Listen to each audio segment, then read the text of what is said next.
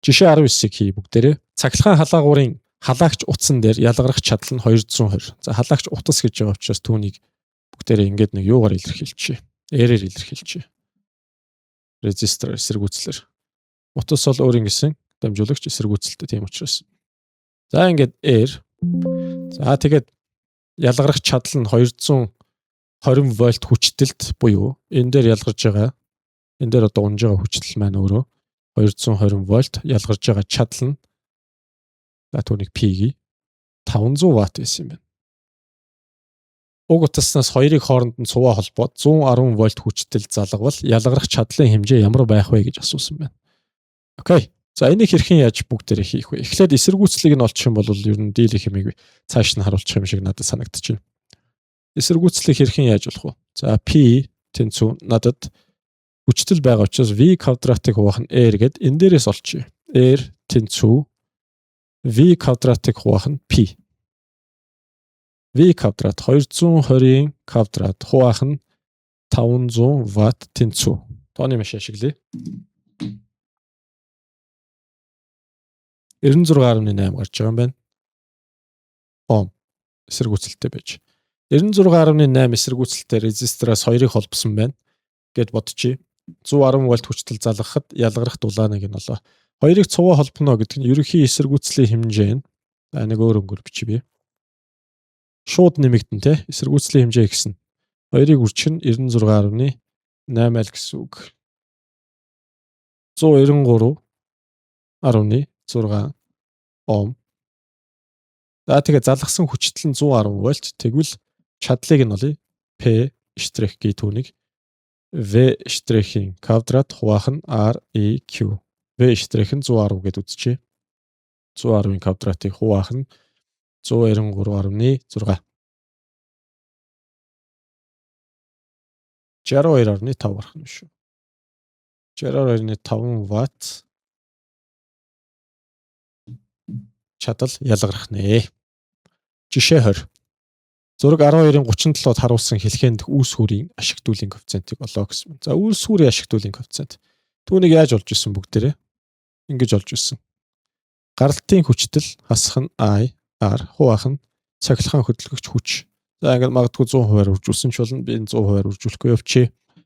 Энэ дээрээс эпсилон 12 байгааг харж байгаа. I мэдэгдэхгүй байна. Дотоод эсэргүүцэл нь 1 ом байна. Тийм учраас бүгдээрээ эхлээд I-ыг олох хэрэгтэй. Энэ хэд юм болоо гэсэн үг. За түүнийг олохын тулд ерөнхий хүчлийг за бүгдээрээ юунд хувааж өгөх вэ? Ерөнхий эсэргүүцэлд нь хувааж өгье. За энэ I-ыг олъё бүгдээрээ. Энэ дээр ингээд төсөөлчих болно. Дотоод эсэргүүцэл энд нэг юм эсэргүүцэл дахиад нэмсэн юм шигээр төсөөлж болно. Тэгэх юм бол илүү амар болно хэдүүлээд. Окей. Тэгвэл энэ хоёр зэрэгцээ холболттой байна. Эндээс эхлэе. Энэ хоёр зэрэгцээ нийлээд энтэй цуваа харагдаж байна. Тэгэхээр ерөнхий эсэргүүцэл тэнцүү дотоод эсэргүүцэл дээр нэмэх нь R1 цуваа холболттой. Нөгөө хоёр нь цуваа холболттой. Гэхдээ дотроо өөрөөсөө зэрэгцээ байгаа учраас уртаа зураас татчихагаад ингэж R2-ыг үржих нь R3 хуваах нь R2 дээр нэмэх нь R3. Ингээд болчих. За жижигхэн R нь 1 том нь 5 нөгөө хоёр нь за харъя 6-г үржих нь 12 6 дээр нэмэх нь 12 18 энэ дээр 6 дээр нэмэх нь за 72-ыг 18 тугаас 4 гарах нь 4 10 ом гарах нь нийт эсэргүүцлийн хэмжээ.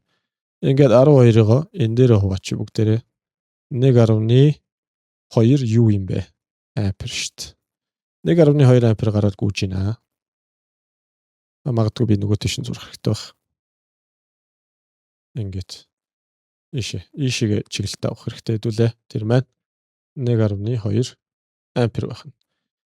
За энийг гаргаад ирсэн. За тэгвэл тэр дээдлийн тэгштэглийг ашиглаад new. За дашимт хэлэхэд энийг new гэж уншдаг байгаа шүү. New York гэдэг нь new. Ашигтуулын коэффициентийг илэрхийлнэ. New буюу AUK тэнцүү. Эпсилон 12 хасах нь 1.2 үржих нь дотоод эсэргүүцэл 1 хуваах нь 12 харъя 0.9 гарах нэ 0.9 буюу 90% ашигт үлийн коэффициенттэй байх нь давшимт хэлэхэд ашигт үлийн коэффициент ямар нэгэн нэгжээр илэрхийлэгдэхгүй. За жишээ 21 зураг 12-38-д харуулсан хэлхэн дэх вольтметрийн заалт 90 вольт байсан бол цахилгаан хөдөлгүүрийн ашигт үлийн коэффициентийг олооч гэсэн байна. 90 вольт гэж юу юм бэ? За энд нэг юм А гэдэг, энд нэг юм Б гэдэг хоёр шон авах юм бол А шонгийн потенциалаас Б шонгийн потенциалыг хасах юм бол тэр нь хүчтлийг илэрхийлэх бөгөөд тэр нь 90 вольт гарах нь байна. Тухайн хоёр шонд юу аваачиж холбосон байна вэ гэхээр энэ доод талын цахилгаан хөдөлгөгч хүч за энэ батарейг аваачаад холбочихсон байх нэ. Энэ батарей маань ерөнхийдөө гаралтынх нь хүчтэл нь 90 вольт юм байна гэдээ ойлгочих. Тэгвэл яаж болох вэ? Эпсилоноос хасах нь IR гэж гаралтын хүчлийг олдог байгаа. Энийг ашиглаад би ерөнхий гүйдлийн хүчийг олмоор байна. Тэр маань E шигээ байх учиртай. Ингээд I гэдэг бол эпсилоноос хасах нь 90, уах нь R байх нь харагдчихээн дээдлийн тэгштгэл дээрээс эпсилон маань 100 вольт. 100-аас 90-ийг хасаад бүгдээрээ дотоод эсрэг үзэл нэг тухайн буюу энэ маань 10 ампер байх нь. 10 ампер гэдээ болчихлоо. 10 ампер энэ дээр ч 10 ампер гүн, энэ дээр ч 10 ампер гүн, энэ дотор ч гэсэн 10 ампер гүнэ. Аха. 5 дээр 10 ампер гүйж байгаа юм бол хэдэн вольт түн дээр унах вэ? 5-ыг үржих нь 10 буюу 50 вольт аль хэдийн энэ гадаад эсрэг үзэл дээр унчих нь байна. Над нийтдээ хэд байгаа вэ? 90 байгаа. Үлдсэн 40 нь хаана унах вэ? Үлдсэн 40 нь энэ дээр унана. За тэгвэл энэ дээр унах тэр хүчтлийг хэрхэн яаж олох вэ гэвэл бүгдээрээ эпсилон штрих нэмэх нь I-ыг үржих нь дотоод эсрэг үзэл энэ маань надад 40-ийн тог өгөх нь байна. 40 хаанаас гарч ирж байгаа. Анх надад 90 байсан. 90-ийн 50 гадаад эсрэг үзэлтээр унтсан. Тийм учраас үлдсэн 40 гэж гарч ирнэ. За тэр утгаараа шүү. Ингээд энийг олъё. За 40. За хуваах бишээ. 40-оос хасах нь I R штрих юм байна. Тэр маань 40-оос хасах нь I маань 10 R штрих маань 2 юм байна. Ингээд энэ дээрээс 20 вольт гарна. 20 вольт болчихлоо. Өөрөөр хэлбэл энэ 20 вольт байсан байна. Тэгээд ньюг бүгдээрээ яаж болох вэ? Одоо тэр хөдөлгүүрийн за мотор гэж бүгдээрээ ашигт үлийн коэффициентийг за дээд тэгштэглээ санаж байгаа болвол эпсилон штрихийг хуваах нь эпсилон штрих төр нэмэх нь I-ыг үржих нь R штрих байсан. I-ыг үржих нь R штрих нэмэх нь эпсилон чинь энд өгсөн байгаа байхгүй юу? Тэр маань 40 юм байна. Харин эпсилон маань энэ дээр 20 гэж олдсон. Тийм учраас бүгдээрээ 20-ыг хуваах нь 40 буюу 50%, 0.5 50%-ийн ашигт үлийн коэффициенттэй юм а гэж бодлогын хэрэг болж болно. 22 дугаар жишээ. Зураг 12-ийн 39-ад харуулсан XYZ 3 ижил чийдэг 12-ийн 39-ийн Б-д харуулсан хэлбэрээр хэлхэн залгавал тэдгээрийн гэрэлтэлт хэрхэн өөрчлөгдөх вэ? XY2 маань анхандаа ямар холболттой байсан? Зэрэгцээ энтэй нийлээд энтэйгээ цуваа байж байгаа бүгднийг цувруулахад гэрэлтэлт нь яах вэ гэж асууж байна. За ингэж бодчих. Энэ дээр V хүчтэл унах юм бол энэ дээр V хүчтэл унах. Энэ R эсэргүүцэлтэй. Энийг одоо жишээлбэл R эсэргүүцэлтэй юм бол энэ хоёрын нийлбэр эсэргүүцэл нь энэ хоёрын нийлбэр эсэргүүцэл нь R-ийг хуваах нь 2 байна. Өөрөөр хэлбэл 2 дахин бага байна гэсэн үг. За өөрөөр хэлбэл энэ дээр V хүчтэл энэ дээр V хүчтэл унж байгаа юм болвол энэ дээр ямар хүчтэл унах вэ гэвэл 2V хүчтэл унана. 2V хүчтэл унана. Аха. Нөгөө тэгүр цуваа холболтыг авч үзэх юм бол энэ дээр V хүчтэл, энэ дээр V хүчтэл, энэ дээр мөн V хүчтэл унана л гэсэн гурван дээр ижилхэн, гурвуулаа ижилхэн эсэргүүцэлтэй V. Өөрөөр хэлбэл энд анх 2V хүчтэл унжсэн бол хаана? Энд анх 2V хүчтэл унжсэн бол энэ дээр энэ одоо V хүчтэл унаад илүү бага хүчтлээр ажиллах болчихлоо. Өөрөөр хэлбэл илүү бүдгэрнэ. Энэ хоёр маань ижилхэн хүчтлээр ажилласан хэвээрээ байх учраас бүдгэрхчгүй тодорхойчгүй хэвээрээ үлдэх. За тэгэхээр X, Y гэрэлтэлт хэвээр үлдэнэ. За нөгөөх нь дээр нь гэрэлтэлт багаснаа гэж тавьчих. За илүү бүдэг болох нь байна гэдээ ойлгоч. Жишээ 23. Зураг 12-ийн 40-д харуулсан хэлхээний нэг түлхүүрийг залгаж хоёр түлхүүрийг салгавал KLM-н 4 ижил чийдэнгийн гэрэлтэлт хэрхэн өөрчлөгдөх вэ? 4 ижил гэдэг маань эсэргүүцлүүд нь ижилхэн л гэсэн үг. За энийг хэрхэн яаж бодож болох вэ? Нэг түлхүүрийг залгаж хоёрыг яасан байна? салгасан байна. За эхлээд ингээ. Нэг салгаастай. За тэр салгаастай гэдэг нь off гэж. Нэг off 2 on байгаа. Салгаастай гэсэн үг. За энэ тохиолдолд хэдэн шийдэн байна энэ дээр? M N K L гэсэн 4 шийдэн байна. Гүйдэл хэрхэн яаж гүйх вэ энэ тохиолдолд? Гүйдэл ингэж гүйгээд ингэж яваад дээгүр гүйхгүй. Ягаад гэхээр салгаатай байгаа учраас задгаа хэлэхээ. Ингэж гүйгээд ингээд хүрээд ирэх нь. За яг энэ тохиолдолд ML2 маань сайн харж байгаарай. Цуваа N маань зэрэгцээ холболттой байна. За тэгээд гүйдлийн хүчийг бүгдээр олох юм бол ингэж олж болж байна.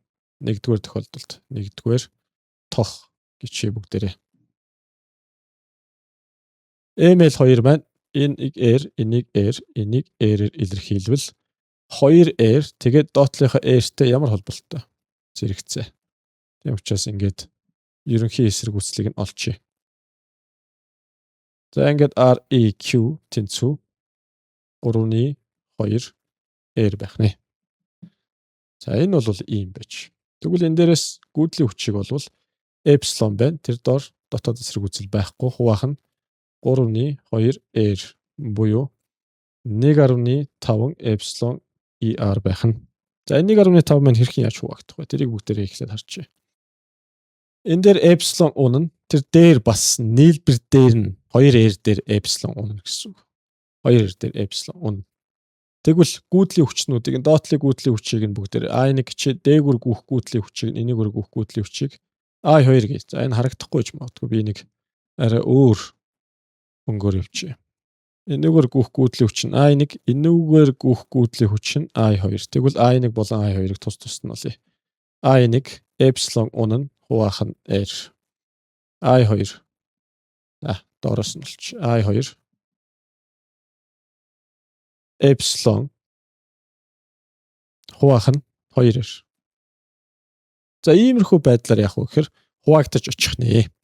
Ингээд хуваагдаад очих юм бол бүгдээрээ хэрхэн яаж ялгарч байгаа чадлыг нь олж болох вэ? Яагаад би чадлыг олох шаардлагатай вэ гэхээр чийдингийн гэрэлтэлтийг асуусан. Чийдингийн гэрэлтэлт юугаараа тодорхойлогдох вэ гэвэл чадлаараа тодорхойлогдно. 20 ваттын чийдингийн гэрэлт 100 ваттын чийдингийн гэрлээс илүү бүдэгхэн байна.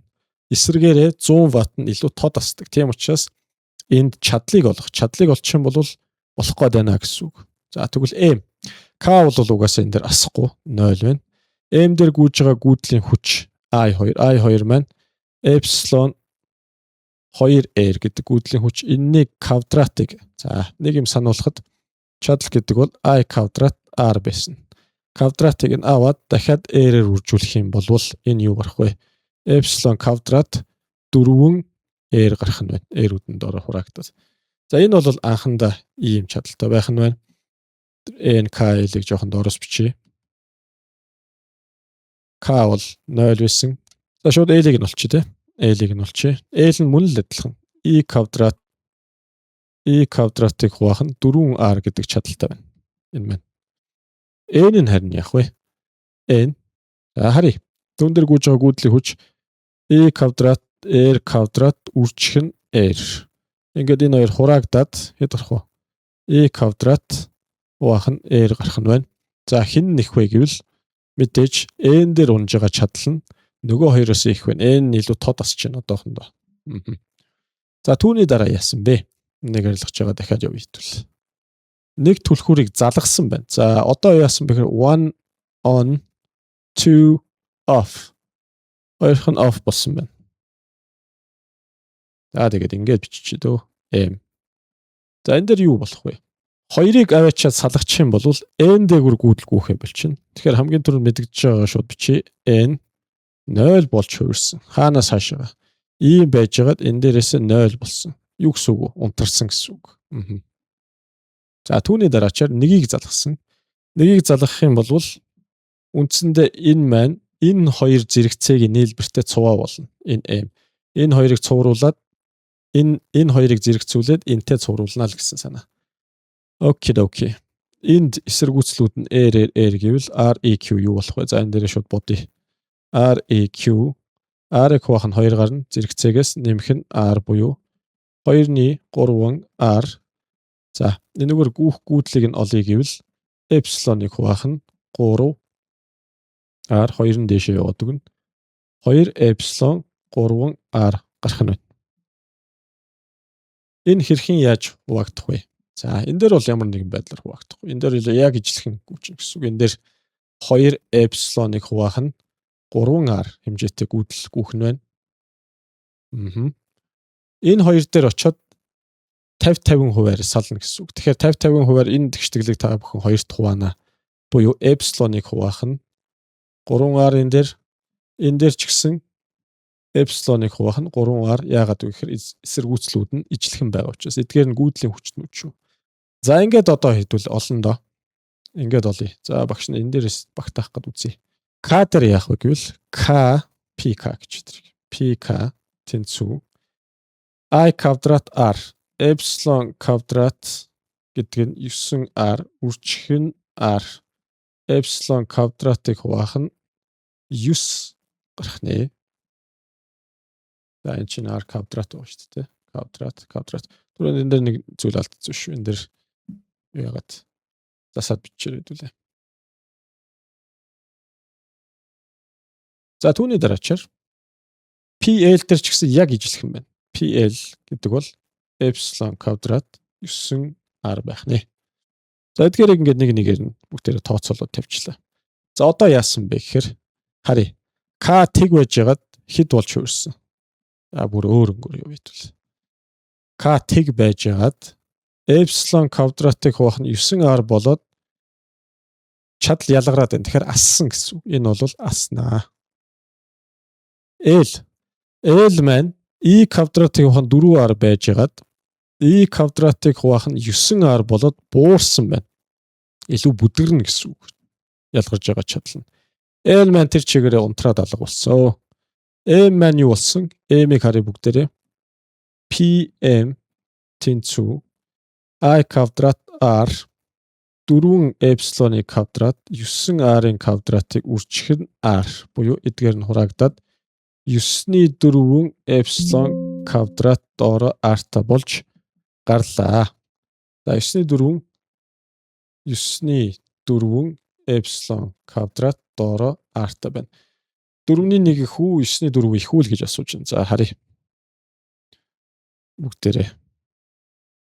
Нэг нь 0.25 гарна. Нөгөөх нь 4-ийг хуваах нь 9. 0.44 гарах нь. Тэгэхээр ихссэн байх нь. Ихсэх буюу энэ маань илүү тод аснаа гэсэн санааг илэрхийлнэ. 24-р бодлого зураг 12-ын 42-т харуулсан хэлхэн 100 секунд хугацаа өгсөн байна. 100 секунд. R1 эсэргүүцэл дээр ялгарах энергийг W1, R2 дээр ялгарах энергийг W2 харьцуулсан харьцааг олооч гэсэн байна. За энэ бодъё эндээс. R1, R2. За энэ дор нэг юм усан дотор авчид хийсэн байна. R1, R2 маань хоёулаа хоорондоо ямар холболттой байна? Зэрэгцээ. Тийм учраас ерөнхий эсэргүүцлийг дараах байдлаар олж болно. 3-ыг үржих нь 6, 3 дээр нэмэх нь 6. Энэ бол 2 гардгийг бид бүхэн маш сайн мэдэж байгаа. 2. Яагаад энийг олох шаардлагатай? Яагаад вэ гэхээр энэгээр гүйж байгаа гүйдлийн хүчийг олоход тус болох учраас тэр гүйдлийн хүч нь эпсилоныг бүгдээрээ REQ хуваасандаа тэнцэнэ. 60-ыг хуваах нь REQ 2 ингээд 30 ампер гүйдэл гараад гүйх нь байна. Нэлээд өндөр гүйдэл байна. 30 маань энэ дээрээ 2 салах нь ойлгомжтой. За хаашаага 2 салах вэ? Нэг нь ийшээгээ сална, нөгөөх нь энэ доошоо сална. Тэгээд энэ дээгүр гүн. Түүнийг I2 гэчээ. Энэ дээгүр гүйж байгааг нь энэгээр гүйж байгаа I1 энэ дээр ирээд буцаад нийлээд гүн. I1-ийг хэрхэн яаж олох вэ? За 60 энэ дээр 60 вольт унана. Энэ дээр ч гэсэн 60 вольт унана. Окей, тэн дээрээс хөөгд олчихно. Ер нь бол анханасаа ингэж олцсон чамаагүй шулуун байсан юм байна. За яг үргэлжлүүлээ хэдүүлээ. 60-ыг хуваах нь 6 гэдэг маань I2 гэдэг нь 10 ампер байх нь. Нөгөөх нь 60-ыг хуваах нь 3 I1 20 ампер нийлээд 30 ампер байгааг харж болно бүгдээ. Энийг яагаад олох шаардлагатай вэ? Ялгарч байгаа энергийг бүгдээ олох гэдэг шүү. W1 тэнцүү I1-ийн квадрат үржих нь R1 үржих нь хугацаа. W2 тэнцүү I2-ын квадрат R2 үрчгэн T. Тэгээд энэ хоёрын юуг ол гэсэн. Харьцааг ол гэсэн. За тэнцүү W1-ийг хуваах нь W2 болох нь байна. За юу хураагдах вэ? Мэдээж ойлгомжтой энэ хугацааны илэрхийллүүд ингээ хураагдчихна. Цаана эдгээр нь үлдэх нь байна. За ингээд энэ дээрээс бүгдээрээ хөөгд болчих. W1 W2 тэнцүү I квадрат I1-ийн квадрат I1 чинь хэд гэж болтлоо 20. 20-ийн квадрат 3 хуваах нь 10-ийн квадрат 6. Энэ ч одоо хэд болох юм бэ? W2 тэнцүү энэ хоёр ингээ хураагдаад энд 2 үлдэнэ. 400 100 хуваагаад 4 доор нь 2 ингээд ерөнхийдөө 2 гарах нэ. Бэд нь юу бол гэсэн. R2 эсэргүүцэлдэр ялгарах энергийг бүхэлдээ савтаа усыг халаахад зарцуулагдсан бол усны температур хэрхэн өөрчлөгдөх вэ? R2 дээр дулааны энерги ялгарна. Би энийг ингээ арилгаж байгаа та бүхэн тайлбарлаж өгье. Энэ ингээ дулааны энергийг бүгдээрээ Q гэж. Энэ дулааны энергийг хаашаа шингээсэн бэ гэвэл ус өөртөө шингээж авсан. Усны шингээж авсан дулааны энергийг бүгдээрээ MC delta T гэж олдог. Харин тухайн эсэргүүцлээс ялгарч байгаа тэр энергийг бүгдээрээ I2-ийн квадрат R2 T гэж болно. Ингээд энэ хоёр нь хоорондоо тэнцэх хүчтэй байна. Өөрөөр хэлбэл MC delta T маань I2 квадрат RT болох нэ. За энэ тэгштгэл дээрээс хөөе бүгдээрээ энэ тэгштгэл дээрээс. Юу болох гэдэг? Температурын өөрчлөлт delta T болгож байгаа. Delta T тэнцүү I2 квадрат R2 T хуваах нь MC байх нь. C гэж юу юм бэ? Усны хувийн дулаан багтаамж тэр маань 4200 байдаг. Масс маань за усыг бүхэлдээ халаахад зарцуулсан усны масс надад хэрэгтэй. Ингээ усны массыг зүгээр л 1 кг гэдэг авчи. 1 кг. Бодлогыг хэлбэрчлэх үүднээс. Тэнцүү I квадрат I2. За энэ маань 10 10-ийн квадрат R2 6 үржих нь 100 секунд. Хуваах нь 1 кг 4200. За тооны машинд. Ойролцоогоор 14.3